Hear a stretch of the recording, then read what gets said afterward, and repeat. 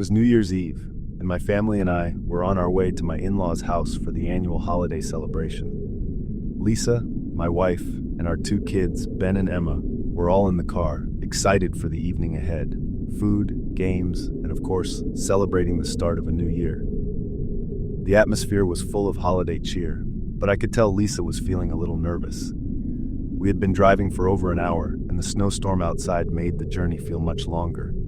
The wind howled, and the snow fell thick and fast, turning the road into a slippery mess. Normally, the drive to my in-laws' place took about an hour, but tonight it was taking much longer because of the weather. We lived in a small town, and my in-laws lived in a bigger city. The highways were jammed with cars moving at a crawl, and the country roads were barely visible under the snow. Frustration grew as we inched forward in traffic. I knew it would be another hour before we arrived. As we approached a fork in the road, I noticed a sign I'd seen countless times but never paid much attention to before. It read, "Shorter road, 12 miles." It was an old country road that cut through the woods. Though I'd never taken it, I'd heard from a few people that it was a faster way into the city. "Well, it's worth a shot," I said, looking over at Lisa. "We've been stuck here long enough. We might save some time by taking the shortcut." Lisa looked hesitant, her face showing a mix of worry and doubt. "I don't know, honey. This weather? Are you sure it's a good idea?" "Don't worry, it's just a shortcut. We'll be fine," I said, trying to sound confident. "We've been on this road for an hour already. If it saves us time, let's just take it." She sighed, but didn't argue further. We were all eager to get to my in-laws' house, and honestly, I was tired of being stuck in traffic. I turned onto the narrow road. The trees lined both sides, their bare branches heavy with snow. At first, it looked peaceful, like something out of a holiday postcard, but the deeper we went, the more eerie it became. The snow fell harder, and the winding road grew slick.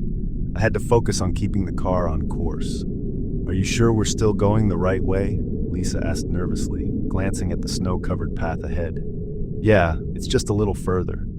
"It's fine," I reassured her, though doubt had started creeping into my mind. The further we drove, the more isolated the area felt. Houses disappeared, replaced by dense woods on both sides. The only sounds were the crunch of the tires on the snow and the occasional gust of wind. Then I saw it, a car parked off to the side of the road, half hidden by snow and trees. Its headlights were off, and the windows were fogged up. It looked like no one was inside. "Why is that car just sitting there?" Lisa asked, staring at it. "I don't know," I said, slowing down. The car looked abandoned, but something about it made me uneasy. As we passed, I scanned the area for any sign of movement. "Maybe it broke down," I offered, though I wasn't convinced. "It feels off," Lisa muttered, glancing nervously out her window. "Should we stop?" "No, we're fine," I said quickly, pressing the accelerator. "We're on a time crunch, remember?" As we continued driving, I couldn't shake the sense that something was wrong. The car quickly disappeared from view in the rearview mirror, but something made me glance back one more time. That's when I noticed them. Footsteps in the snow, fresh tracks leading away from the car and into the woods. I slammed on the brakes, the car skidding for a moment before I regained control. My heart raced as I stared back at the tracks. "Lisa, look." She followed my gaze and gasped. "Those footprints. Who would be out here?" The snow had been falling heavily all night, yet the footprints were clear and fresh. Whoever had left them couldn't have been far. I squinted into the darkness of the woods, and that's when I saw it, a silhouette. A man's shadow stood just beyond the tree line, barely visible but unmistakably there, watching us. "Do you see him?" I whispered, my voice trembling. Lisa nodded, her face pale. "Let's get out of here, John." I didn't need any more convincing. I pressed the accelerator, my hands gripping the wheel tightly as we sped away. My mind raced as I tried to make sense of what we'd seen. Why was that car abandoned? Who had left those footprints? And why was someone standing in the woods watching us? The snowfall intensified, making it harder to see the road ahead. The eerie feeling deepened, and I couldn't stop thinking about the shadow by the car. Why would someone be out here, in the middle of nowhere during a snowstorm? And why had they been standing so still? The road seemed endless, stretching into the dark. The snow muffled everything, leaving only the crunch of the tires and the occasional creak of the trees. Finally, after what felt like hours, we reached a small clearing. In the distance, I spotted a farmhouse, its windows glowing warmly. "There!" I said, relieved. "We're almost there." I pulled over for a moment to catch my breath, glancing around. The shadow by the car was gone from my mind for a moment, replaced by the welcoming sight of the farmhouse.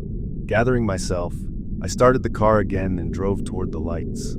Eventually, we made it to my in-laws' house. The warmth of their home was a relief, but the memory of the abandoned car, the fresh footprints, and the shadow by the road lingered in my mind. Even as we laughed and celebrated the new year, I couldn't shake the unease. Some roads are better left unexplored. It was supposed to be a simple gathering. A few friends, some drinks, music, and a little celebration to mark the end of the year. The invitations were sent out days ago, and everyone was excited. It was a Friday night, and the apartment was full of the usual pre-party buzz. People arriving, chatting, laughing, and generally catching up. The host, Sarah, was in high spirits as she moved around, making sure everyone had what they needed. But something felt off from the very start. I'm Emily, one of Sarah's oldest friends. We'd known each other since college, and though we had drifted apart a little over the years, we were still close enough that I was invited to her gatherings. This party wasn't much different from any of the others she'd hosted, except for the eerie sense of unease that seemed to permeate the atmosphere. At first, I thought I was just being paranoid. It was a hectic week, and I had been under a lot of stress. The world outside always seemed a little sharper when you were exhausted. But as the night wore on, I realized something was wrong. I arrived around 8:30 p.m. The apartment had the usual decorations: balloons, a few party streamers, a neon sign in the corner that read, "Happy New Year." The music was upbeat, playing through the speakers in the background, but it wasn't overwhelming. The lights were dim, creating a cozy ambiance. Sarah greeted me with a warm hug and a smile. "Glad you could make it, Emily. Grab a drink and relax. Everyone's been talking about you." She seemed happy, but there was something about her eyes, something distant, like she wasn't fully present. But I shrugged it off. Maybe she was just being the perfect hostess. I moved through the crowd, greeting familiar faces and exchanging pleasantries with a few new people. The conversations were lighthearted and fun. People were reminiscing about old times, making plans for the future, and of course, talking about the year ahead. It should have been a typical carefree party, but the longer I stayed, the stranger the situation felt. At some point, the music stopped. Everyone fell silent. I looked around, confused. Sarah quickly hurried to the speakers and fumbled with the buttons, but it didn't come back on. There was an awkward pause, a few murmurs from the crowd. "I'm sure it's just a glitch," Sarah said, forcing a nervous smile. "Let's just keep chatting, everyone." I could tell she was trying to push the discomfort away, but it lingered. I glanced around at the others. Everyone was staring at the speakers, eyes glazed over. There was a moment of silence, a strange tension hanging in the air. I tried to shake it off and rejoin the conversation, but no one was talking. People were still standing around, drink in hand, but no one seemed to be saying anything. It was as though the party had fallen into a strange, unspoken agreement to remain completely silent. I caught a glance from Rachel, a friend I hadn't seen in a while. She was standing near the food table, her face pale. She opened her mouth as if to speak, but nothing came out. I couldn't understand it. The vibe had shifted. Something was seriously wrong. "Sarah?" I called, walking toward her. She turned to face me with that same forced smile, but there was something unsettling in her expression, like she was trying too hard to appear normal. "What's going on?" I asked, lowering my voice. "It's nothing, just a little hiccup with the sound system," she said quickly. Her voice was shaky, almost as if she didn't fully believe her own words. But there was more to it. I could feel it in the air. It wasn't just the music that had stopped, it was the conversation, the energy. The people had gone unnervingly quiet. Then the lights flickered. It was subtle at first, but soon the whole room was dimming and brightening in an erratic pattern. One moment, it was too dark to see anyone clearly, and the next, it was too bright. I saw people's faces, but they weren't reacting. They were just standing there, watching. It was like the entire room had become a museum of mannequins. I couldn't take it anymore. I had to get out. I made my way toward the door, feeling the weight of every step. As I grabbed the handle, I heard a voice, soft and breathless. "Emily." I froze. It was Sarah's voice, but there was something different about it. The way she said my name sounded like she was warning me. I turned around quickly. She was standing near the table, but her back was to me. She wasn't looking at me anymore. She wasn't looking at anyone. "Sarah?" I said, my voice shaking. "What's going on?" She didn't respond. The room, still eerily silent, had become colder. I turned to the others in the room, hoping someone would explain this bizarre situation. But the longer I looked at them, the more I realized something horrifying. They were all staring at me. Their eyes were wide and fixed, not blinking, not moving, as if they were frozen in time. I backed away slowly, my heart hammering in my chest. I reached for the door again, but this time it wouldn't open. Panic surged through me. Why wasn't the door opening? I twisted the knob with increasing desperation. It wouldn't budge. That's when I saw it. In the corner of the room, behind a set of curtains, there was a figure, someone hunched over watching us. They were just standing there, their back to the wall, their hands clasped in front of them as if waiting for something. I couldn't make out their face, but I knew they had been there the entire time. Everything hit me in a rush. The silence, the strange behavior, the absence of normal conversation. It wasn't just the party going wrong. Something was wrong with all of us. "Who is that?" I whispered, trembling. The figure didn't respond, but then, as I watched, they straightened up, and that's when I saw their face. It was pale, almost ghostly white. The skin was stretched tight over their bones, the eyes wide open, glistening in the dim light. The mouth barely moved, but the words were loud in my head.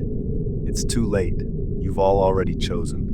The words rang out in my mind, sharp and piercing. I stumbled back in terror. I finally managed to open the door. The instant I did, I ran out into the hallway, not daring to look back. I ran down the stairs, out into the street, where the cool night air filled my lungs. I could still hear the silence echoing behind me, the strange, suffocating quiet of the party I had just left. I couldn't explain it, but I knew something had happened inside that apartment. Something I couldn't see, but it felt deep in my bones. The next morning, I tried calling Sarah. Her phone went straight to voicemail. I texted the others. No responses. I reached out to people who had been at the party, and they acted like nothing had ever happened. They didn't even acknowledge the weird atmosphere, the silence, or the figure in the corner. It was like the whole thing had been erased from their memories. I don't know what happened that night. I don't know if it was a hallucination or if something far darker was at play, but I can't shake the feeling that I was part of something that shouldn't have happened. And I'm left wondering, what did Sarah mean when she said, "You've all already chosen"? What happened to those of us who were at that party? The only thing I know for sure is this: I will never be going to another party at Sarah's again.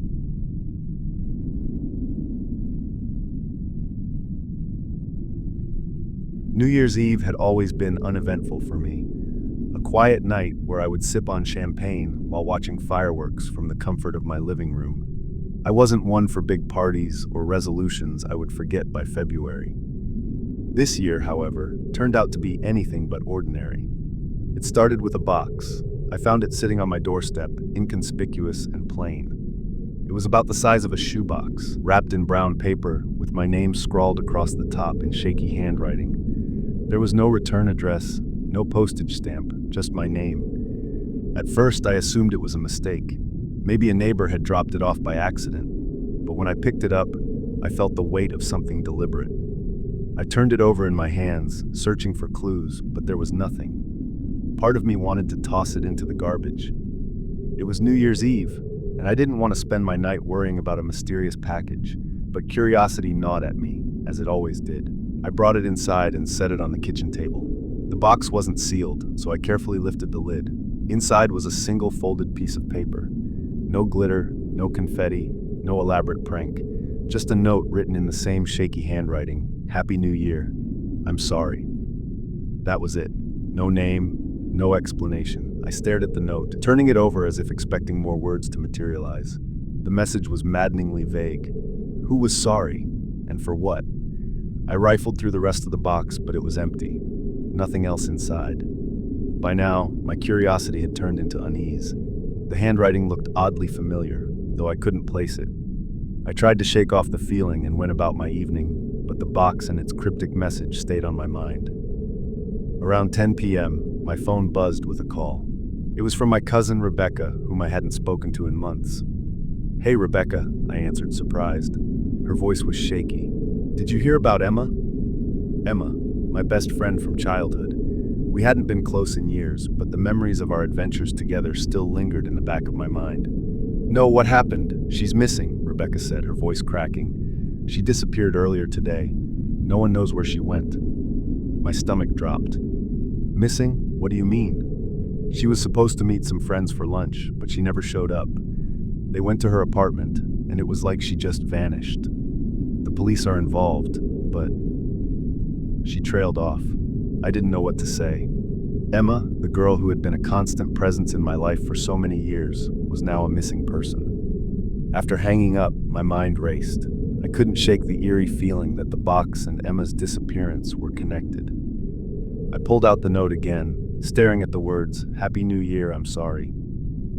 The handwriting, it had to be Emma's.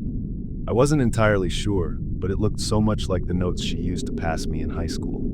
Could it really be from her? If so, why would she send it to me? I spent the rest of the night unable to sleep, scrolling through old photos of Emma and me, trying to decipher any hidden meaning in the note. The next morning, I decided to take the box to the police. The officer at the desk, a gruff man with tired eyes, listened patiently as I explained the situation. He examined the box and the note, nodding thoughtfully. "This might be helpful," he said. "We'll hold on to it for now." Days turned into weeks with no news about Emma. Her disappearance became a local mystery, with theories ranging from abduction to her running away. None of it made sense. Emma was practical, grounded. She wouldn't just vanish without a reason. One night, as I scrolled through social media, I stumbled across a photo someone had posted in a local group. It showed a woman who looked eerily like Emma, walking along a beach miles away from our town. The caption read, "Saw this woman a few days ago. She seemed lost." I contacted the person who had posted the photo and got the location. The next morning I drove to the beach, desperate for answers. The beach was desolate, the winter wind whipping through the sand dunes. I walked along the shore, calling Emma's name, hoping for some sign of her. After what felt like hours, I spotted a figure in the distance, a woman sitting on a rock, staring out at the ocean. "Emma!" I called, my voice carrying over the waves. She turned slowly, her face pale and drawn. It was her. I ran to her, a mix of relief and confusion washing over me. "Emma, what's going on? Everyone's been looking for you." Tears welled up in her eyes as she shook her head. "I'm sorry," she whispered. "For what? What happened?"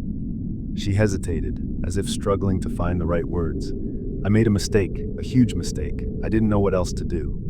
She explained, haltingly, that she had been caught up in something she couldn't escape, something involving debts and threats she hadn't told anyone about. The box was her way of saying goodbye, of trying to make amends before disappearing. "I thought if I left, everyone would be safer," she said, her voice trembling. "But I didn't realize how much it would hurt the people I care about." I sat beside her, the wind whipping around us. "Emma, you don't have to do this alone.